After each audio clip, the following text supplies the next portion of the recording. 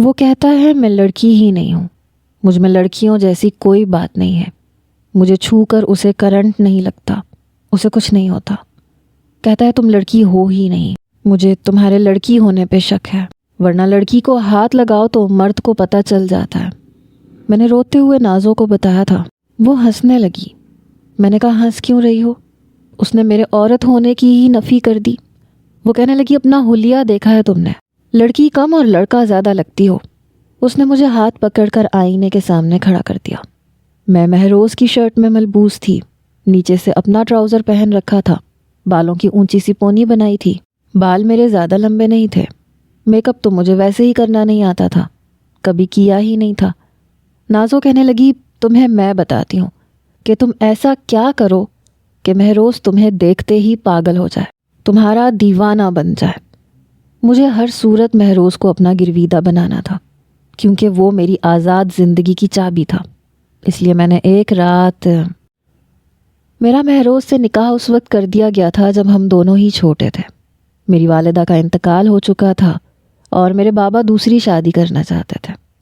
میرے دادا کا کہنا تھا کہ بابا دوسری شادی کر کے بدل جائیں گے، کیونکہ شادی کے بعد میرے والد نے واپس لندن چلے جانا تھا، مجھے اور اپنی دوسری بیوی کو لے کر۔ لیکن دادا جان نے کہا کہ بیٹی کو وہاں لے کر جاؤ گے تو اس کا ماحول بدل جائے گا، اور میں نہیں چاہتا کہ میری بیٹی کل کو وہاں کے انگریز لڑکوں کے ساتھ شادی کی ضد کرے، اس لیے اس کا نکاح ہم مہروز سے کر دیتے ہیں، پھر تم اسے اپنے ساتھ لے جا سکتے ہو۔ میں شاید 5 سال کی تھی اور وہ 8 یا 9 سال کا ہوگا۔ ہم دونوں ہی اس بات سے انجان تھے کہ ہمیں کس رشتے میں باندھا جا رہا ہے، بس یہ پتہ تھا کہ بہت ساری مٹھائی کھانے کو ملے گی، تحفے ملیں گے۔ تب تیار ہونا بھی اچھا لگ رہا تھا۔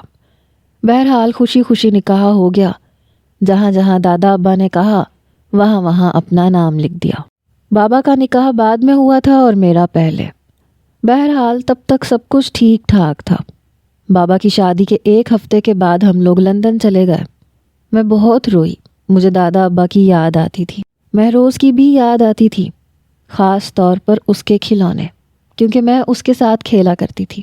سارے کھلونے وہ مجھے دے دیا کرتا تھا، کہتا تھا رویا مت کرو، تمہاری امی نہیں ہے تو کوئی بات نہیں، میری امی کو امی کہہ دیا کرو۔ وہ بہت اچھا ہوا کرتا تھا۔ میں نے جاتے ہی فون کیا، پہلے دادا ابا سے رو رو کے باتیں کی، اس کے بعد میں نے کہا میری بات مہروز سے کروا دے، شاید وہ بھی مجھ سے بات کرنا چاہتا تھا۔ میں نے اسے رو رو کے بتایا کہ میرا یہاں دل نہیں لگ رہا، میں نے کسی سے دوستی نہیں کی۔ ہماری باتیں ویسی ہی ہوتی تھیں جیسی اس عمر کے بچے کرتے ہیں، چاکلیٹ کھائی کہ نہیں، یا آئس کریم کیسی لگی، یہاں کے بچے کیسا پڑھتے ہیں۔ وہ کہنے لگا تم کوشش کر کے لڑکیوں کے ساتھ بیٹھا کرنا، وغیرہ وغیرہ۔ شروع سے ہی وہ میری بڑی کیئر کرتا تھا۔ لیکن 1 سال کے بعد میری دوستی اپنی کلاس کے بہت سے اسٹوڈنٹس سے ہو گئی، لڑکیوں سے بھی اور لڑکوں سے بھی۔ پھر وہاں کا ماحول کچھ ایسا تھا کہ میں نے شلوار قمیص پہنی ہی نہیں تھی۔ چھوٹی تھی تو فراک پہنتی تھی، تھوڑی سی بڑی ہوئی تو میں نے ٹراؤزرز اور شرٹ پہننی شروع کر دی، پھر پینٹ شرٹ اسکرٹ۔ مجھے انہی کپڑوں کی عادت پڑ گئی، کیونکہ یہاں آتے ہی میری دوسری ماں پاکستان کے طور طریقے بھول بیٹھی تھیں۔ وہ خود بھی ایسے ہی کپڑے پہنتی تھیں، مجھے بھی ایسے ہی دلواتی تھیں۔ پھر مہروز سے بات چیت کا سلسلہ بھی آہستہ آہستہ ختم ہونے کے برابر ہو چکا تھا۔ اب میں اس سے بات نہیں کرتی تھی، لندن کے ماحول میں رچنے بسنے لگی تھی، شاید وہ بھی مجھے بھول بھال گیا تھا۔ ہمارے مابین ہونے والا رشتہ ہم دونوں کے دماغ سے محو ہو چکا تھا۔ کبھی بات بھی کرتا تو بس 2 منٹ، پھر کہتا کہ میں کرکٹ کھیلنے جا رہا ہوں اپنے دوستوں کے ساتھ، بعد میں بات کروں گا۔ مجھے بھی کوئی خاص پرواہ نہیں تھی۔ البتہ جب میں 12-13 سال کی ہوئی تو میرے والد نے پہلی بار میرے کپڑوں پہ اعتراض کیا، کیونکہ میں نے منی اسکرٹ پہنی تھی اور میں اپنی کلاس فیلوز کے ساتھ نائٹ پارٹی میں جا رہی تھی۔ حالانکہ میری دوسری ماں کو اس بات پہ کوئی اعتراض نہیں تھا، لیکن بابا کو تھا۔ کہنے لگے یہ کیا پہنا ہے تم نے، کیونکہ گھٹنوں سے اوپر بلکہ کافی اوپر میری اسکرٹ تھی، اور شرٹ اتنی چھوٹی تھی کہ پیٹ اور کمر بے حجاب تھی۔ میں اپنے باپ کے سامنے بھی ان کپڑوں میں شرم محسوس نہیں کر رہی تھی۔ میرے والد کہنے لگے یہ کیا پہن رکھا ہے تم نے؟ میں نے کہا کیا پہنا ہے، میری باقی کی کلاس کی لڑکیاں بھی یہی پہن کے جا رہی ہیں۔ میری والدہ کہنے لگیں کہ کیا ہو گیا آپ کو، یہاں کلچر ہی ایسا ہے، سب لڑکیوں نے ایسے ہی کپڑے پہنے ہیں۔ میرے والد کہنے لگے لیکن یہ اس کا کلچر نہیں ہے، میں یہاں صرف اپنے کام کے لیے آیا ہوں اور تم سے بھی کئی بار کہہ چکا ہوں کہ اس ماحول سے خود کو بھی دور رکھو اور میری بیٹی کو بھی، لیکن تمہیں سمجھ ہی نہیں آ رہی۔ وہ کہنے لگی بس بھی کر دو ایسی باتیں، جس معاشرے میں اور جس ماحول میں ہم رہتے ہیں وہاں پورے کپڑے پہننا عجیب سا لگتا ہے، جاؤ تم نشا۔ اس وقت مجھے اپنی ماں بڑی اچھی لگی تھی، نہ وہ مجھے کچھ کہتی تھیں، نہ روکتی تھیں، نہ ٹوکتی تھیں، وہ اپنی زندگی جی رہی تھیں اور میں اپنی۔ میرے والد کہنے لگے ہرگز بھی نہیں، نشا کمرے میں جاؤ اور تم ان کپڑوں میں کہیں نہیں جاؤ گی۔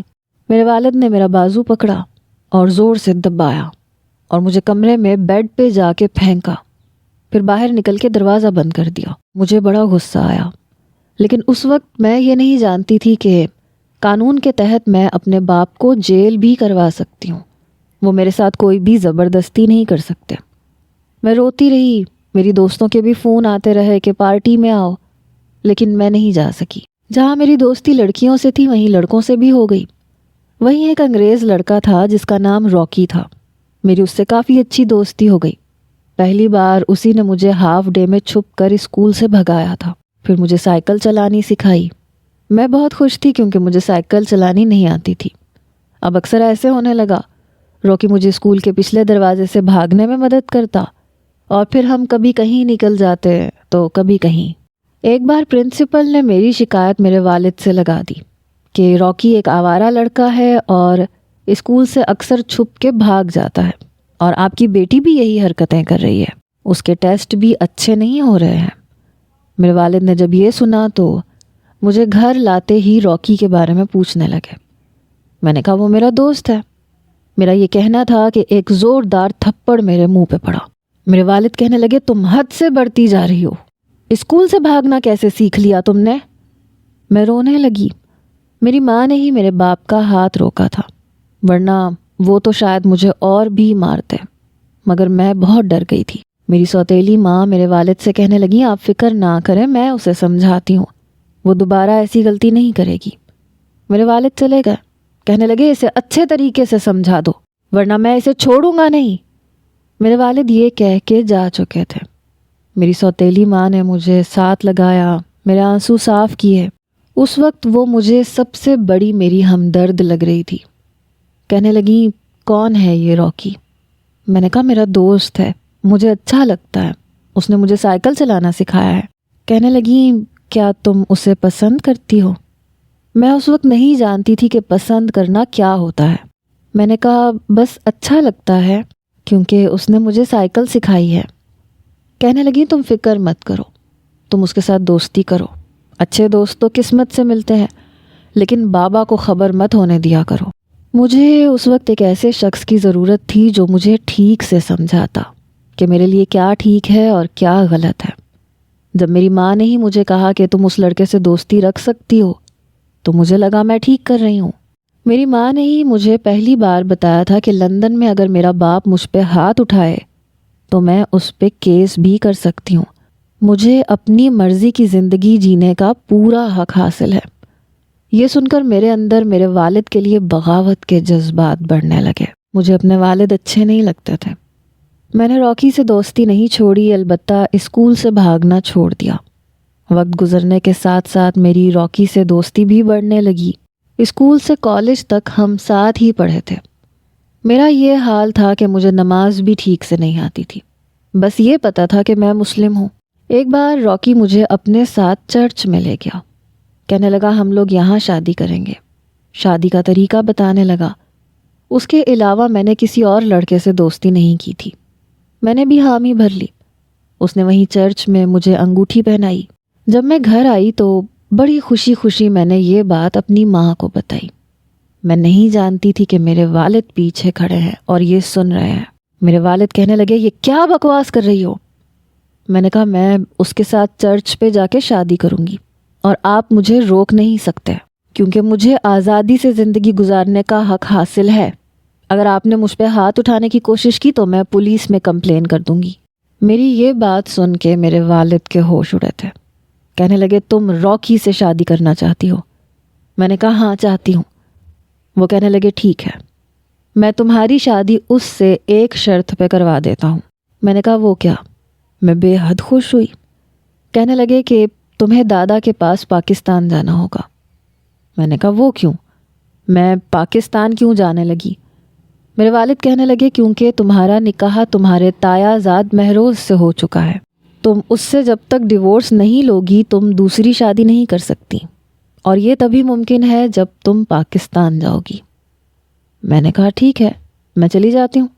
میں نے پاکستان جانے پہ کوئی اعتراض نہیں کیا تھا، پر میں یہ نہیں جانتی تھی کہ یہ سب کچھ انگلینڈ سے نکالنے کے لیے کیا گیا تھا۔ جب میں پاکستان پہنچی تو مجھے ایئرپورٹ پہ لینے کے لیے مہروز ہی آیا تھا۔ بابا نے موبائل پہ مجھے اس کی تصویر بھیجی تھی، شاید میری تصویر بھی اس تک گئی ہوگی۔ میں کھڑی اسی کا انتظار کر رہی تھی جب میں نے پینٹ شرٹ میں اسی نوجوان کو فون پہ بات کرتے ہوئے دیکھا۔ موبائل پہ کسی سے بات کر رہا تھا۔ میں اس تک اپنے سامان والی ٹرالی لے کر آئی، مگر وہ فون پہ اس قدر مگن تھا کہ اسے میرے آنے کا احساس تک نہیں ہوا۔ اس سے پہلے کہ میں اسے پکارتی وہ انجانے میں مجھ سے ٹکرا گیا اور پھر میرے کندھے پہ ہاتھ دبا کے سوری کہہ کے آگے بڑھ گیا۔ میں حیران ہوئی تھی کہ اس نے میری طرف دیکھا بھی مگر مجھے پہچانا تک نہیں۔ میں نے اس کا نام پکارا، تب اس کے قدم رکے۔ اس نے پلٹ کے مجھے دیکھا، پھر دوبارہ مجھے سر سے پیر تک دیکھا، پھر اپنا موبائل بند کر دیا۔ کہنے لگا کون ہو تم اور میرا نام کیسے جانتی ہو؟ کیا ہم پہلے مل چکے ہیں؟ لیکن میں نے تو تمہیں پہلی بار دیکھا ہے۔ میں نے کہا میں نشا ہوں۔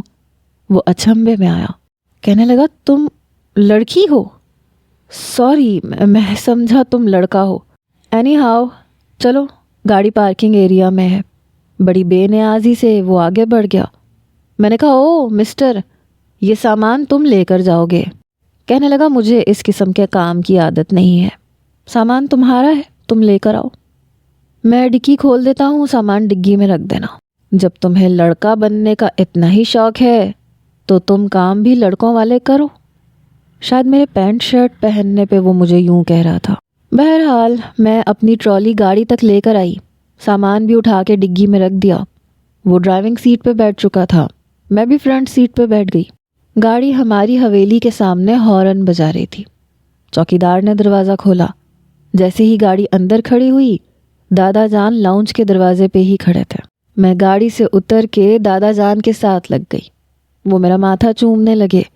ایک نظر ان کی میرے کپڑوں پہ پڑی تو ماتھے پہ بل پڑ گئے۔ اندر گئے تو تائی اماں اور تایا ابا تھے۔ شاید ان کی نظر بھی میرے کپڑوں پہ پڑی تھی۔ عجیب سے لوگ تھے، میرے کپڑوں سے پتہ نہیں انہیں کیا مسئلہ تھا۔ خیر مہروز بھی اندر آ گیا۔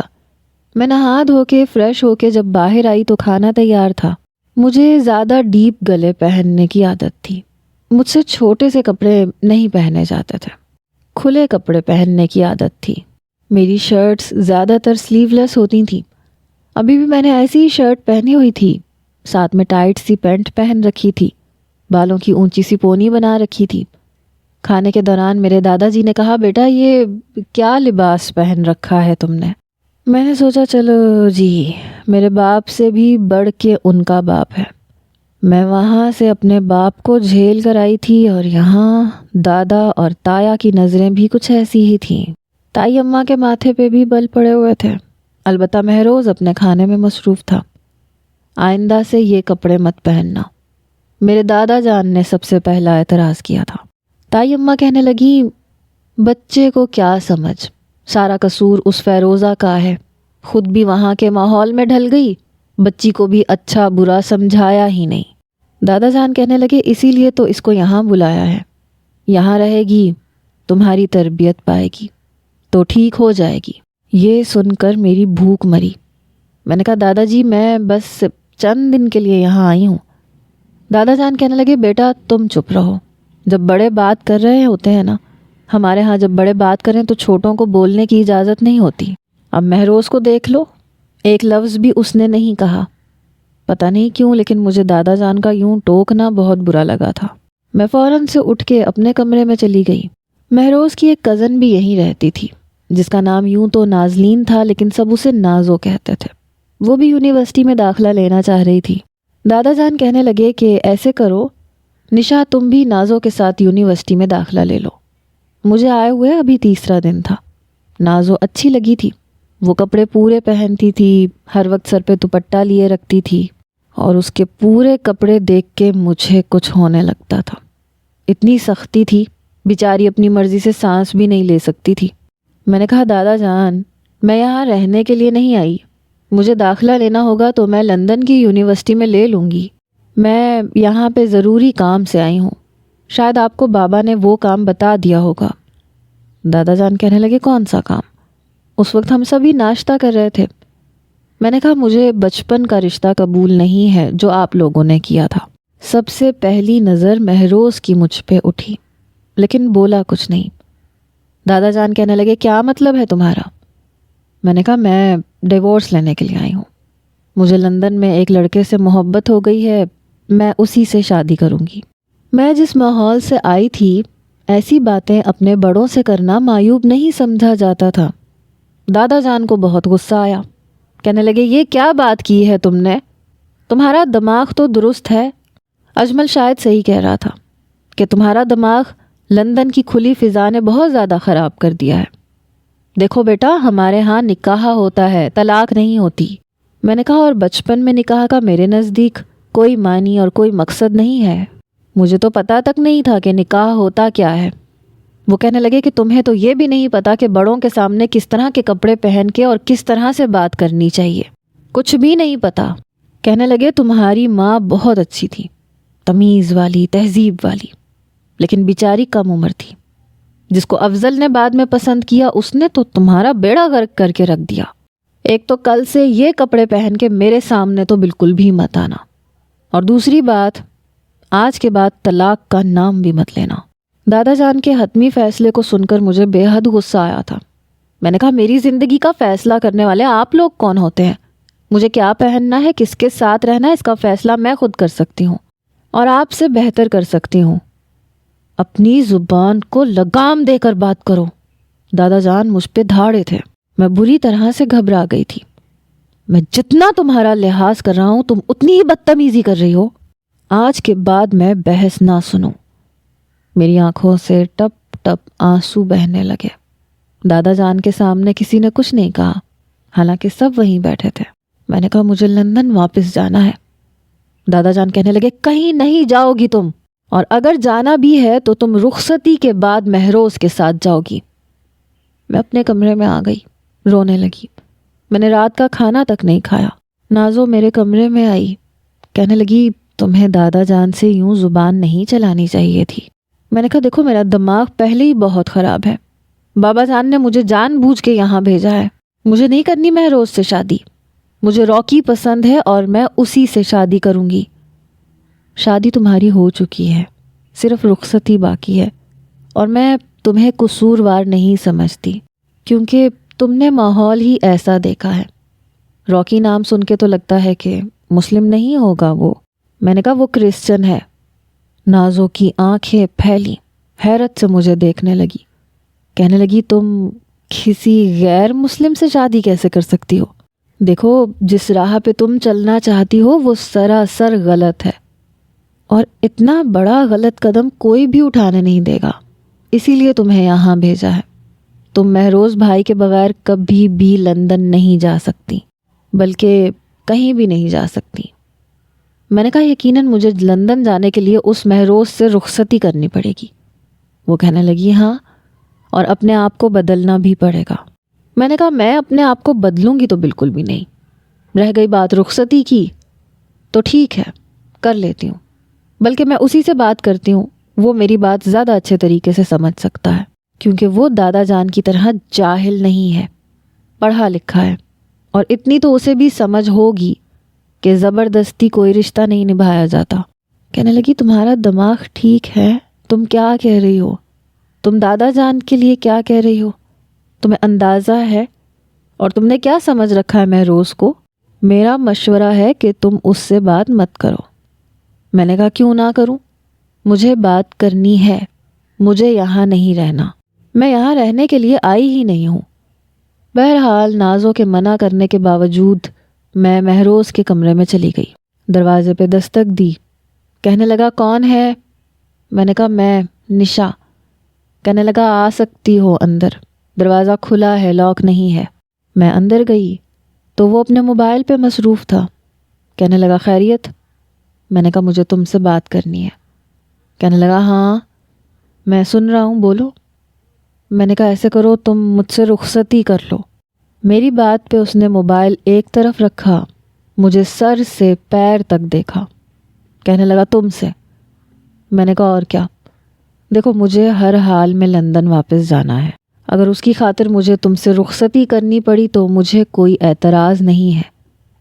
وہ اٹھ کے کھڑا ہوا، میرے پاس آیا، کہنے لگا رخصتی کا مطلب پتہ ہے تمہیں؟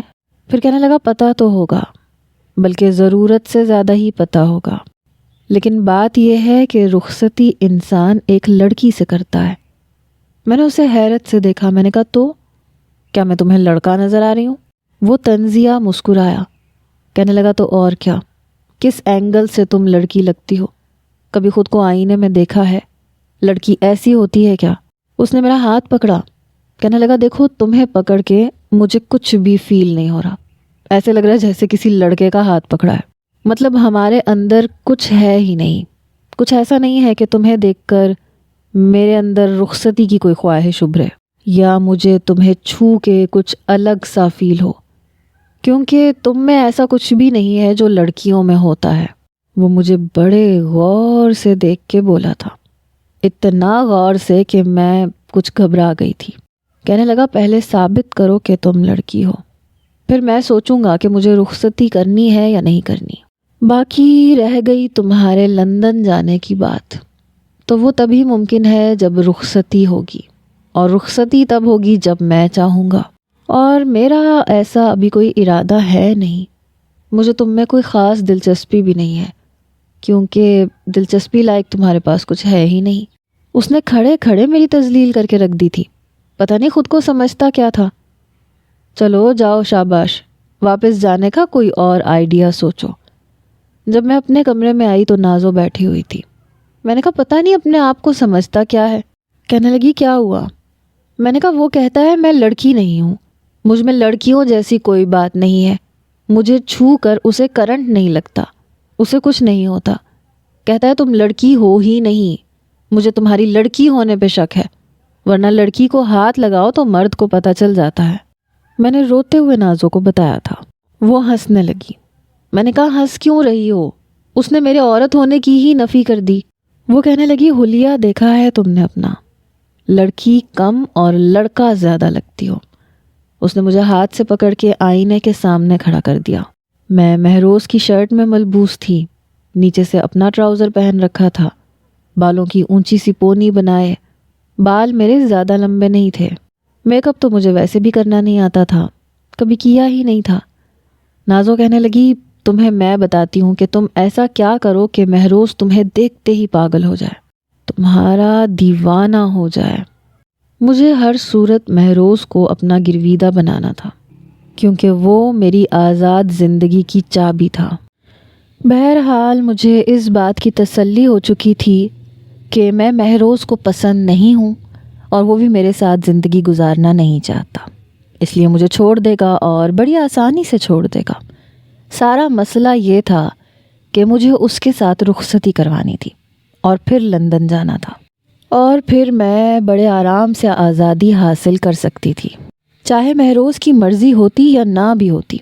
میں نے لندن میں اپنی والدہ سے بات کی تو وہ کہنے لگی کہ یہ سارا پلان تمہارے باپ نے بنا رکھا تھا تمہیں پھنسانے کے لیے۔ دیکھو میرا مشورہ یہی ہے کہ تم کسی نہ کسی طرح مہروز کو رخصتی پہ تیار کر لو۔ جیسے ہی تم آؤ گی میں تمہارا پورا ساتھ دوں گی، تم اس سے طلاق لے کر راکی سے شادی کر سکتی ہو۔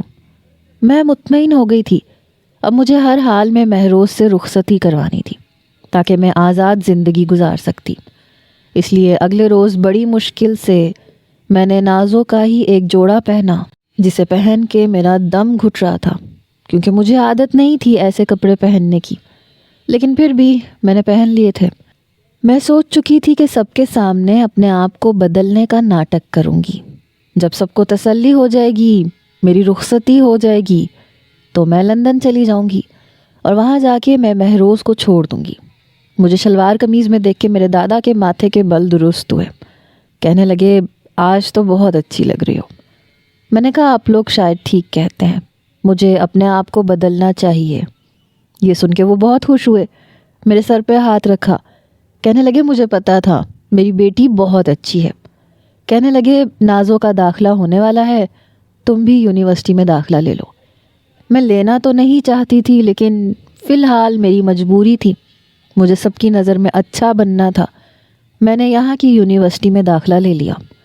صبح ڈرائیور ہمیں چھوڑ دیتا تھا, واپسی پہ بھی ڈرائیور ہی لینے آتا تھا. میں نے کہا دادا جان مجھے گاڑی چلانی آتی ہے, میں خود چلی جایا کروں گی, نازو کو بھی ساتھ لے جایا کروں گی. دادا جان کہنے لگے نہیں بیٹا, تمہیں گاڑی چلانی آتی ہے یہ اچھی بات ہے. لڑکیوں کو گاڑی چلانی آنی چاہیے تاکہ مشکل وقت میں وہ گاڑی چلانا بھی جانتی ہوں. کبھی ضرورت پڑ جاتی ہے. لیکن تمہیں چھوڑے گا بھی ڈرائیور اور لے کر بھی آئے گا ڈرائیور. فی الحال میں کسی قسم کا رسک نہیں لے سکتا. شاید انہیں لگتا تھا کہ اگر مجھے اکیلے جانے کا موقع ملا تو میں بھاگ جاؤں گی. حالانکہ آتے ہی میرا پاسپورٹ میرے دادا نے رکھ لیا تھا, یہاں تک کہ میرا ID کارڈ بھی ان کے پاس تھا. مجھے نہیں پتا تھا کہ میرے لیے اتنا بڑا پلان کیا گیا ہے. بہرحال میرے پاس ایک ہی پلس پوائنٹ تھا اور وہ تھا مہروز, کیونکہ اسے مجھ میں دلچسپی نہیں تھی. یہاں کی پڑھائی میرے لیے بہت آسان تھی. نازو سے میری اچھی دوستی ہو چکی تھی. البتہ میں دوپٹہ بڑی بے نیازی سے لیتی تھی, اس لیے کہ کبھی لیا ہی نہیں تھا. ایک بار میں سو رہی تھی جب مجھے کلام پاک پڑھنے کی آواز آئی. میری آنکھ کھلی تو دیکھا نازو صوفے پہ بیٹھی کلام پاک پڑھ رہی تھی. میں نے کہا تم کیا پڑھ رہی ہو؟ میں ڈسٹرب ہو رہی ہوں یار, مجھے نیند آ رہی ہے. مجھے الگ کمرے کی بھی سہولت نہیں دی گئی تھی. بس یہی تھا کہ مجھے نازو کے کمرے میں ہی رہنا ہے. مجھ پہ کڑی نگرانی کی جا رہی تھی, اور وہ بھی بنا مجھے ظاہر کروائے.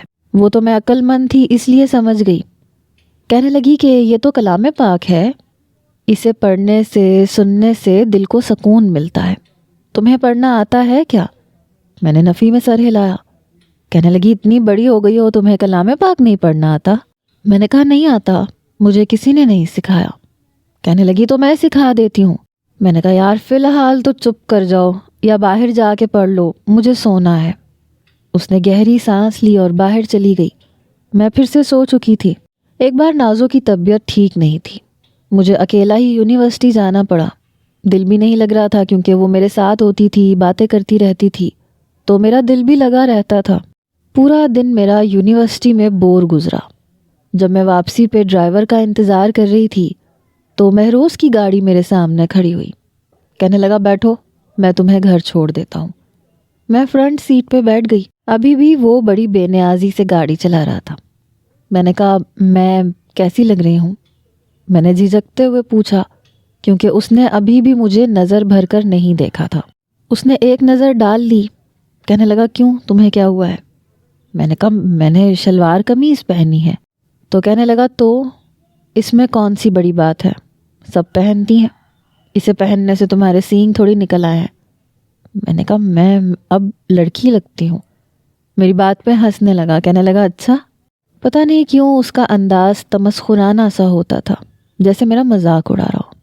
میں نے کہا اب بتاؤ رخصتی کب کرو گے؟ کہنے لگا تمہیں پتہ ہے رخصتی سے پہلے ہمارا تجدید نکاح ہوگا, اور تجدید نکاح اس وقت ہوتا ہے جب انسان کو 6 کلمے یاد ہوں. مجھے تو یاد ہیں, کیا تمہیں آتے ہیں؟ میں نے نفی میں سر ہلایا. کہنے لگا تو پھر تمہیں نہیں لگتا کہ تمہیں آنے چاہیے؟ میں نے کہا یہ تجدید نکاح کیا ہوتا ہے؟ یہ لفظ ہی میری زبان پہ بمشکل چڑھا تھا. کہنے لگا یہ بھی کچھ ہوتا ہے. بہرحال اس کے لیے تمہیں کلام پاک سیکھنا پڑے گا, نماز سیکھنی پڑے گی, پھر جا کے تجدید نکاح ہوگا, پھر رخصتی ہوگی, پھر تم لندن جا سکتی ہو. میں نے کہا تو پھر وہاں جا کے تم مجھے چھوڑ دو گے؟ کہنے لگا آف کورس, میں نے تمہیں رکھ کے کرنا کیا ہے, تمہارا اچار تھوڑی ڈالنا ہے, اور وہاں جاتے ویسے بھی تم مجھ سے بڑی آسانی سے طلاق لے سکتی ہو. اس کی بات نے تو جیسے میری بہت بڑی مصیبت ختم کر دی. میں نے کہا بہت بہت شکریہ, تم بہت اچھے انسان ہو. کہنے لگا ہاں وہ تو میں ہوں, لیکن تمہیں یہ سب کرنا پڑے گا ورنہ دادا جان نہیں مانیں گے. اور مولوی صاحب کے سامنے بھی اچھی خاصی تمہاری انسلٹ ہو جائے گی۔ میں نے کہا نہیں، وہ سب میں نازو سے سیکھ لوں گی۔ کہنے لگا گڈ۔ گھر آ چکا تھا، میں جب نازو کے کمرے میں آئی تو وہ کافی بہتر تھی، فون پہ کسی سے بات کر رہی تھی۔ مجھے دیکھ کے اس نے فون بند کر دیا۔ میں نے کہا کون تھا؟ کہنے لگی ایکچولی میں فری آنٹی کی کزن کی بیٹی ہوں، میرے والد کا حادثے میں انتقال ہو گیا تھا، میں اور میری والدہ اکیلے ہی رہتے تھے، ابھی 2 سال پہلے میری والدہ کا بھی انتقال ہو گیا، میں یہاں رہتی ہوں لیکن میری منگنی میرے پھپھو زاد سے ہو چکی ہے۔ میرے منگیتر کا فون تھا۔ میں نے کہا تو تمہارا رشتہ بھی کیا تمہارے امی ابو نے طے کیا تھا؟ کہنے لگی رشتہ تو امی ابو ہی طے کرتے ہیں۔ میں نے کہا اور تمہیں کوئی اعتراض نہیں ہوا؟ اس نے نفی میں سر ہلایا۔ کہنے لگی کیسا اعتراض؟ ہمارے ماں باپ ہم سے بہت بڑے ہیں اور ہم سے بہت محبت بھی کرتے ہیں، ہمارے لیے سب سے اچھا چننے کی کوشش کرتے ہیں، کیونکہ ماں باپ یہی چاہتے ہیں کہ ان کی بیٹی کو ہر طرح کی خوشی ملے، اس لیے میرے خیال سے ہمارے لیے جو فیصلہ ہمارے ماں باپ کرتے ہیں وہ بہتر ہوتا ہے۔ میں نے کہا کئی بار ایسے بھی ہوتا ہے کہ ماں باپ کا کیا ہوا فیصلہ لڑکیوں کو بہت مہنگا پڑ جاتا ہے۔ اس نے گہری سانس لی۔ کہنے لگی کئی بار ایسا بھی ہوتا ہے کہ خود سری سے اپنی مرضی کے کیے ہوئے فیصلے بھی لڑکیوں کو مہنگے پڑ جاتے ہیں۔ شادی ایک جوا ہوتا ہے، میرے خیال سے شادی کرنے کے بعد ہی پتہ چلتا ہے کہ انسان جیتا یا ہارا۔ انسان بس اپنی قسمت خود نہیں لکھ سکتا، اس لیے قسمت کے ہاتھوں مار کھا جاتا ہے، اس میں ماں باپ کا قصور نہیں ہوتا۔ میں نے کہا شادی اگر اپنی پسند سے کی ہو تو انسان اپنے خسارے کو برداشت کرنے کی ہمت رکھتا ہے، اگر ماں باپ نے غلط فیصلہ کیا ہو تو یہ شاید برداشت نہیں ہوتا۔ نازو کہنے لگی اپنی اپنی سوچ ہے، میں ایسا نہیں سوچتی۔ میں نے کہا خیر چھوڑو، ایسے کرو تم مجھے کلام پاک پڑھنا سکھا دو، 6 کلمے بھی یاد کروا دو، ورنہ میرا تجدید نکاح نہیں ہو سکتا اور مجھے وہ کرنا ہے۔ وہ مسکرانے لگی۔ 6 مہینے لگ چکے تھے، میں کلام پاک بھی پڑھنا سیکھ گئی تھی اور نماز بھی۔ پچھلے 6 مہینے سے شلوار قمیض پہن رہی تھی، دوپٹہ بھی لینا آ چکا تھا۔ اب مجھے شلوار قمیض میں اتنی گھٹن نہیں ہوتی تھی جتنی پہلے ہوتی تھی۔ انہی دنوں پتہ چلا کہ نازو کا کزن اور اس کی پھپھو آ رہی ہیں، سادگی سے نکاح اور رخصتی کروانے کے لیے۔ میرے دادا نے پھر بھی نازو کو یوں ہی رخصت نہیں کیا تھا، جہیز بھی دیا تھا اور ایک چھوٹا سا فنکشن بھی کیا تھا۔ پہلی بار میں نے فینسی لباس پہنا، حالانکہ بہت زیادہ فینسی نہیں تھا لیکن پھر بھی مجھے چبھ رہا تھا۔ یوں تو لڑکیاں دلہن کو تیار کرتی ہیں لیکن دلہن نے مجھے تیار کیا تھا۔ مجھے میک اپ نہیں آتا تھا، اس لیے نازو نے پہلے مجھے تیار کیا پھر خود تیار ہوئی۔ اس کی شادی پہ پہلی بار مجھے ایسے لگا جیسے مہروز کی نظریں مجھ پہ ہیں، جب میں اسے دیکھتی تو نظریں جھکا لیتا۔ نازو جب رخصت ہو کر گئی تو پتہ نہیں کیوں اس کے ساتھ لگ کے میں بھی روئی۔ پچھلے 6 مہینے سے وہ میرے ساتھ تھی، وہ جا چکی تھی اور 1 ہفتہ تو مجھے اس کی کمی بہت محسوس ہوئی۔ نہ یونیورسٹی میں دل لگتا تھا، نہ اپنے کمرے میں۔ اس نے مجھے کلام پاک پڑھنا سکھایا تھا، بہت سی باتیں بتائی تھیں جو میں پہلے نہیں جانتی تھی۔ شروع میں تو میں راکی سے بات کر لیتی تھی، لیکن اب جب بھی اس کا فون آتا میں سوچ میں پڑ جاتی کہ مجھے اس سے بات کرنی چاہیے یا نہیں، کیونکہ پہلی بار میں نے کلام پاک پڑھتے ہوئے اپنے دل میں سکون محسوس کیا تھا، ورنہ میری زندگی میں سب کچھ تھا مگر سکون نہیں تھا۔ اور پھر یہ بھی پتہ چل گیا تھا کہ غیر محرم سے بات نہیں کرنی چاہیے، کیونکہ وہ تو مجھ سے بڑی بے باک سی باتیں کرتا تھا جو پہلے مجھے بری نہیں لگتی تھیں۔ پھر مہروز کی عادت بھی اتنی بری نہیں تھی، اس نے میرے ساتھ کبھی کوئی بدتمیزی نہیں کی تھی، نہ یہ کہا تھا کہ وہ مجھے لازمی اپنائے گا، ایسا کچھ نہیں کہا تھا۔ اگلے مہینے میری والدہ فیروزہ آنٹی کے ساتھ واپس آ گئیں۔ میرا یہ بدلا ہوا حلیہ دیکھ کر فیروزہ آنٹی حیران ہوئی، کہنے لگی یہ کیا کر لیا تم نے اپنے آپ کو، کتنی پیاری ہوتی تھی تم، اب دیکھو عجیب سی لگ رہی ہو۔ تمہیں پتہ ہے راکی کتنے گھر کے چکر لگا چکا ہے، بار بار تمہارا پوچھتا ہے، تم شاید اس کا فون نہیں اٹھا رہی، اور جانتی ہو ہم یہاں کیوں آئے ہیں؟ میں نے کہا کیوں؟ کہنے لگی تمہارے بابا زبردستی مہروز سے تمہاری رخصتی کروانا چاہتے ہیں۔ میں نے کہا یہ تو میں خود بھی ایسا چاہتی ہوں، کیونکہ میری رخصتی ہوگی تبھی تو میں لندن جا سکتی ہوں، میری بات سن کے وہ جیسے مطمئن ہوئی، کہنے لگی یہ تو اچھی بات ہے، دیکھو شادی کی رات اسے اپنے پاس مت آنے دینا۔ میں نے کہا وہ میرے پاس آئے گا بھی نہیں، کیونکہ اسے مجھ میں کوئی دلچسپی نہیں ہے، وہ مجھ سے شادی نہیں کرنا چاہتا۔ یہ سن کے تو جیسے فیروزہ آنٹی کی آنکھیں چمکی، کہنے لگی یہ تو بہت اچھی بات ہے۔ بہرحال میری رخصتی کی تیاری ہونے لگی۔ ایک بار ہم سب کھانا کھا رہے تھے لیکن فیروزہ آنٹی نہیں آئی تھی۔ میرے والد کہنے لگے جاؤ اپنی ماما کو بلا کے لاؤ، سب کھانا کھا رہے ہیں، وہ کہاں ہے؟ میں اوپر چلی گئی۔ جیسے ہی ان کے کمرے میں جانے لگی تو اندر سے فون پہ باتیں کرنے کی آواز آ رہی تھی۔ ہاں اس لڑکی کا تو میں نے ایسا برین واش کیا ہے کہ مت پوچھو، اس کے خاندان کی عزت کی دھجیاں اڑا کے رکھ دوں گی میں۔ مزہ تو تب آئے گا جب ان کی بیٹی ایک غیر مسلم سے شادی کرے گی، مسلمان ہوتے ہوئے اپنا دین بدلے گی۔ راکی کو میں نے سب کچھ سمجھا دیا ہے، ویسے بھی جب سے میں نے اسے نشا کے پیچھے لگا رکھا ہے اس کی اپنی ڈیمانڈز بھی بڑھنے لگی ہیں۔ کہتا ہے کہ لڑکی سے شادی کرنے کے بعد اسے کیش کرے گا۔ یہ کہتے ہوئے ہنسنے لگی، کہنے لگی میں تو ان کی عزت کی بینڈ بجا کے رکھ دوں گی، کیونکہ اس نے مجھے بہت زور کا تھپڑ مارا تھا جب پہلی بار میں نے اس کی بیٹی سے ڈانس کروایا تھا، اور وہ تھپڑ میں ابھی تک بھولی نہیں ہوں۔ شاید یہ اس وقت کی بات ہے جب میں بہت چھوٹی تھی اور نئی نئی لندن گئی تھی، تو آنٹی ایک انگلش سانگ پہ مجھے ڈانس سکھا رہی تھی۔ جب میں نے سیکھ لیا تو بابا کے سامنے بھی کیا، تو انہوں نے فیروزہ آنٹی کے منہ پہ زور سے تھپڑ مارا تھا کہ یہ تم میری بیٹی سے کیا کروا رہی ہو۔ میں سوچ بھی نہیں سکتی تھی کہ وہ عورت ابھی تک مجھ سے بدلہ لے رہی تھی، اور راکی ان کے کہنے پہ یہ سب کر رہا تھا۔ پتہ نہیں شادی کے بعد میرے ساتھ کیا کیا کرتا۔ اللہ نے مجھے بچا لیا تھا۔ میں وہیں سے پلٹ کے نیچے آ گئی۔ میرے والد کہنے لگے کیا بات ہے فیروزہ نیچے نہیں آئی؟ میں نے کہا وہ سو رہی ہیں۔